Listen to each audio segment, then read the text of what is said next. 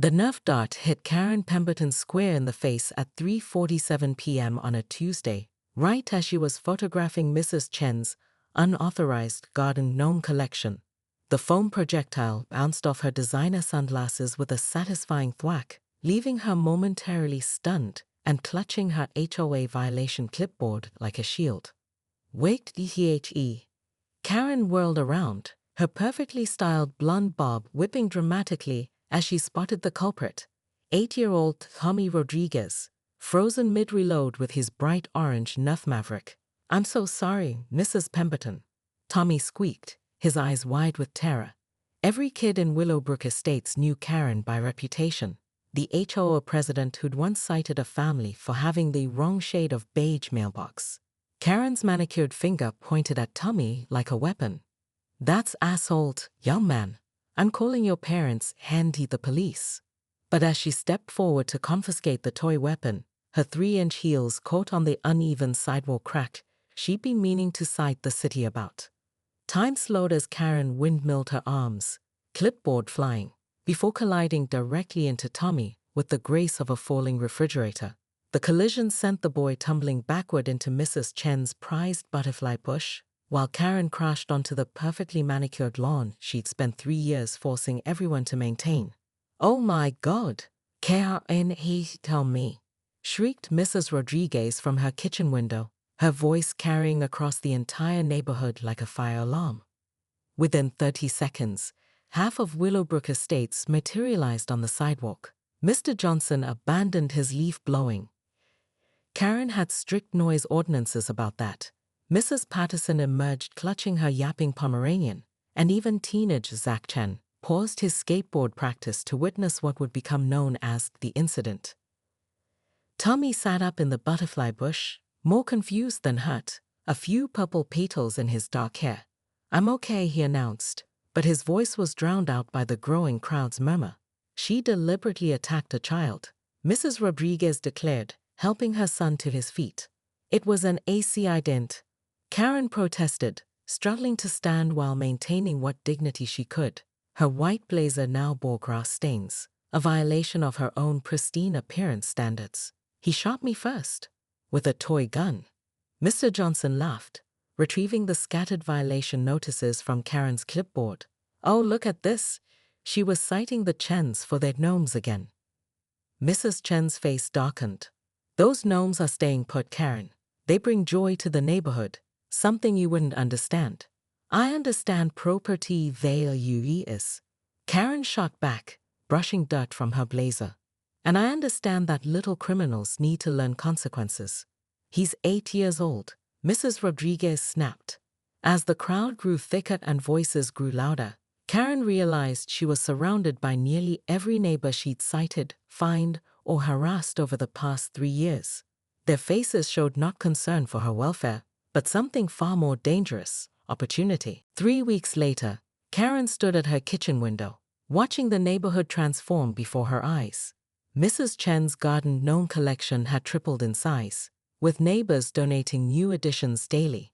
The Johnsons' wind chimes created a gentle symphony that somehow didn't sound like noise violations anymore. Children played in the streets without fear of citations. And the property values? According to Karen's obsessive Zillow monitoring, they'd actually increased by 2.3%. But Karen wasn't defeated, she was evolving. The doorbell rang at exactly 9 a.m. Karen opened it to find a woman in a sharp business suit holding a briefcase. "Ms. Pemberton, I'm Jennifer Walsh from Pristine Property Management. I understand you have experience in residential oversight." Karen's eyes lit up. She'd been networking, reaching out to property management companies, marketing her expertise in maintaining community standards. "Please come in." "We manage 17 luxury communities across the state," Jennifer continued, settling into Karen's immaculate living room. "We need someone with your attention to detail. Someone who understands that residents need firm guidance." "Residents always need guidance," Karen agreed, pouring perfectly measured coffee into bone china cups. "They're like children. They need boundaries, consequences." "Exactly. We have a position opening at Grandview Heights. It's a gated community, much more upscale than this." Quaint neighborhood. The previous manager was too lenient. We need someone who won't be swayed by sob stories or popular opinion. Karen felt her pulse quicken. Grandview Heights. She'd driven past it many times, admiring the imposing gates, the uniformed security, the pristine landscaping that didn't have a single unauthorized gnome in sight. The compensation package is quite generous. Jennifer slid a contract across the coffee table. 6-figure salary, company car, complete authority over community standards and violations. You'd report directly to corporate. No more dealing with resident votes or democracy nonsense. As Karen reviewed the contract, her phone buzzed with a text from Tommy Rodriguez. "Hi, Mrs. Karen. Mom says you're moving. We made you this." Attached was a photo of a hand-drawn card signed by half the neighborhood kids, including Tommy, thanking her for caring about our neighborhood even when we didn't understand. For a moment, something flickered across Karen's face. Regret, perhaps, or recognition of what she'd lost. But the feeling passed quickly as she noticed the salary figure on the contract. "When do I start?" Karen asked, signing with a flourish. Jennifer smiled, a cold corporate expression that matched Karen's own. "Monday. There are several violations we need addressed immediately. Unauthorized holiday decorations, non-regulation mailboxes, unapproved vehicle colors in driveways." As Jennifer left, Karen looked out her window one final time. Tommy Rodriguez was teaching his little sister to use the Nerf gun, while Mrs. Chen tended to her gnomes and neighbors chatted freely on the sidewalk. Karen packed her designer blazers and violation clipboards with military precision. Willowbrook Estates would miss her eventually, when the chaos set in, when standards slipped, when they realized what they'd lost. But as she sealed the last box, Karen couldn't shake the image of that hand-drawn card, or Tommy's smile, or the way the neighborhood had come together in ways she'd never managed to achieve with all her rules and regulations. Her phone rang. The caller ID showed Grandview Heights Security. "Ms. Pemberton, we have 3 violations ready for your review first thing Monday morning. A resident has unauthorized rose varieties, another has a doormat that exceeds size regulations, and someone's been feeding birds against community policy." Karen smiled, but for the first time it felt forced. "I'll be right there Monday morning." As she hung up, she noticed Tommy and his sister had moved their Nerf battle closer to her window, their laughter carrying on the afternoon breeze. Karen watched them play, and for just a moment, wondered what it would be like to join in instead of shutting it down. But Monday was coming, Grandview Heights was waiting, and Karen Pemberton had standards to maintain. The question was, would those standards maintain her? 20 minutes later, Karen sat in her pristine kitchen, ice pack pressed to her bruised ego more than her barely scraped elbow, frantically typing on her laptop. The Willowbrook Estates HOA Emergency Board meeting invitation went out to all residents at 4:15 p.m., scheduled for 7 p.m. that same evening. Emergency meeting called to address recent acts of violence and disorder within our community, she typed, her fingers stabbing the keys. All residents required to attend. But Karen had underestimated the power of neighborhood group chats. While she crafted her official narrative, Mrs. Rodriguez was already sharing cell phone footage of the attack with the Willowbrook Moms Facebook group. The video clearly showed Karen's theatrical stumble and her collision with Tommy, followed by her dramatic accusations. By 6 p.m., the comments had exploded. Karen literally fell on a child and called it assault. "Those gnomes are adorable, and she's been harassing the Chens for months. Time to vote her out. Who elected this woman dictator anyway?"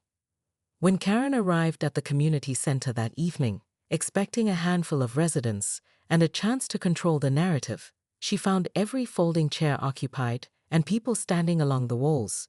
She'd never seen this many neighbors in one place, not even for the annual barbecue she tried to ban due to grease splatter regulations. "Ah, good, everyone's here," Karen began, taking her position at the front. "Now, about today's incident." "You mean when you attacked Tommy Rodriguez?" called out Mr. Johnson. "I did not attack anyone." Karen's voice cracked. "I was performing my duties as HOA president when I was assaulted with a projectile weapon." The room erupted in laughter. Mrs. Patterson stood up, her Pomeranian yapping in her arms. Karen, honey, we've all had enough. The constant citations, the ridiculous rules, the harassment. They're not ridiculous. They maintain our property values. Says who? Mrs. Chen stood now, her normally gentle voice carrying steel. You've made this neighborhood feel like a prison. My gnomes hurt nobody. The Johnsons' wind chimes are beautiful. And little Tommy was just playing. Karen felt the walls closing in. These people didn't understand vision, leadership, standards. I have authority here. I was elected. By 3 people, shouted someone from the back. Half the neighborhood didn't even know there was an election. Mrs. Rodriguez stepped forward, still wearing her scrubs from her hospital shift. I've been talking to our neighbors, Karen. We're calling for a vote of no confidence. The words hit Karen like another Nerf dart to the face. You can't do that. I know the bylaws better than An Yong. Article 7, Section 3, interrupted Zach Chen, reading from his phone. Any board member can be removed by majority vote of the community for acting against the interests of the neighborhood. Karen's perfectly composed mask began to crack. This wasn't how it was supposed to go. She was the one who brought order to chaos, who maintained standards, who kept property values high. She was protecting them from themselves. Fine, she said, her voice shaking with rage. Let's vote. But when this neighborhood turns into a circus, when property values plummet, when chaos reigns, don't come crying to me. The vote was 47-3. Karen Pemberton was officially no longer HOA president.